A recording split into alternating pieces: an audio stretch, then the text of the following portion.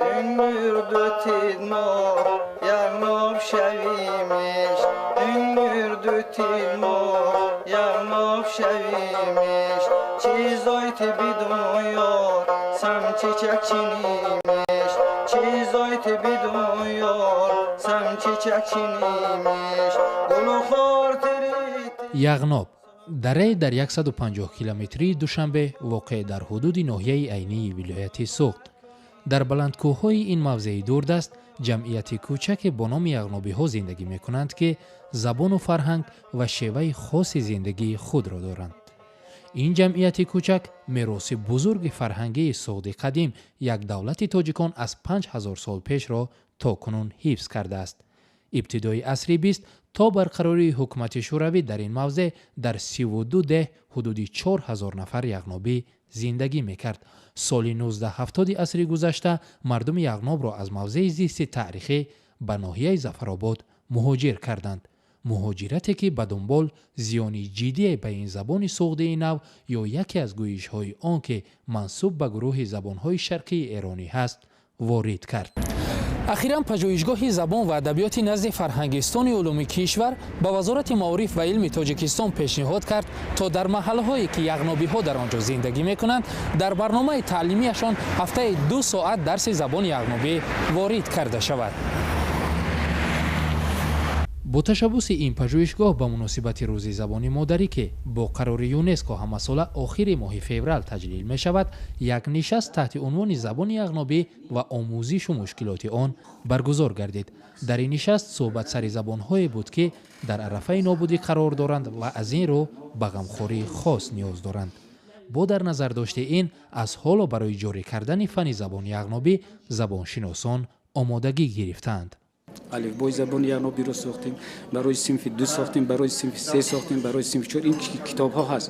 асосан мақсади асосӣ ҳамин аст ки забонҳое ки дар тоҷикистон, яъне забонҳои шарқии эроние ки дар тоҷикистони имрӯзаи мо қарор доранд, мақсади асосӣ ҳифзи онҳо, аз байн нарафтани онҳо ва ҳар чиз зудтар ва бештар мавод аз ҳамон мардум ҷамъоварӣ кардан ва он маводро дастраси хонандагон, яъне ба нашр расондан аст. вазорати маориф ва илми тоҷикистон ин пешниҳодро қобили дастгирӣ медонад. вазорати маориф ва илми ҷумҳурии тоҷикистон ва ман ҳамчун сардори раёсати илм ва инноватсия ба он пешниҳодҳое ки дар он ҷо карданд ман пурра мувофиқ ҳастам. гап дар сари он меравад ки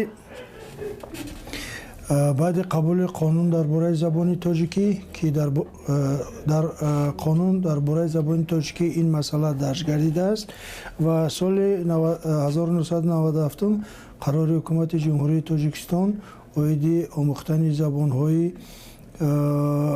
яғнобӣ, забонҳои помирӣ ва дигар забонҳои хурд ба имзо расидааст. ягона аҳдофи яғнобиҳо ҳифзи забони модариашон ҳаст ки онро сарвати бебаҳои худ медонанд. масъудҷон ҷавони 20 солаи яғнобӣ муҳассили донишгоҳи тиҷорати тоҷикистон аст. волидайни ӯ дар 45 соли пеш аз яғноб, макони аслии зисти яғнобиҳо, ба Зафаробод дар пайи сиёсати шӯравӣ муҳоҷир шуданд. ин ҷавон бо вуҷуде ки дур аз ҷамъияти яғнобиҳо зиндагӣ дорад, аммо талош мекунад то забони бобои худро ҳифз ва ба ояндагон мерос гузорад.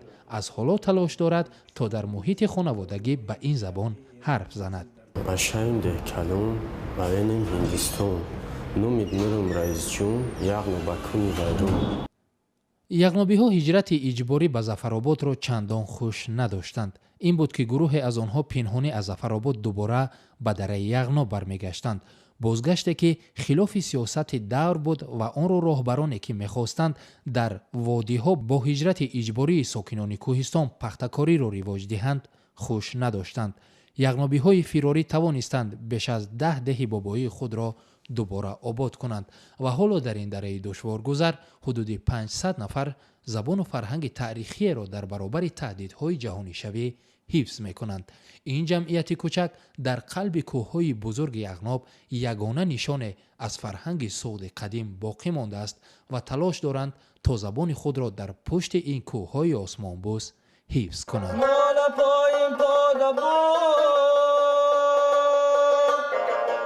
تیم گدر یابو